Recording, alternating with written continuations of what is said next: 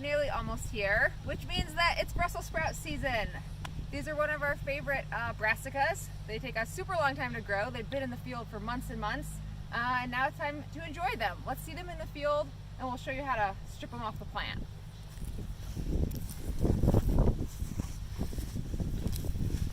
So we've got this big old stalk, and every single little sprout actually has a leaf under it for photosynthesizing and growing a big sprout.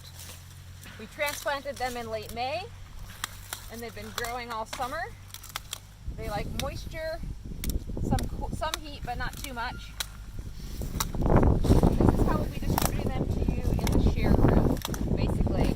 So you'll have this full stalk with all these edible sprouts, and then this little top hat here is actually edible. It's a member of the cabbage family, so you can eat it any way you would eat cabbage.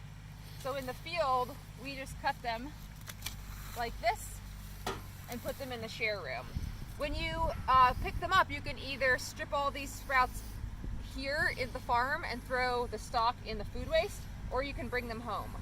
In our own kitchen, basically, we peel them off like this, and then we've got lots of sprouts. They have some outer leaves that we like to get off before we're cooking, and all we do is grab a knife and cut at the base a little bit in from where all the leaves come together.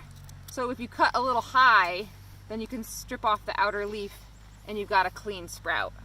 Some people, if it's a really big sprout, like to cut an X in the base so it will cook a little faster, but then it's basically ready to roast or boil or any old thing you like to do with them. Enjoy.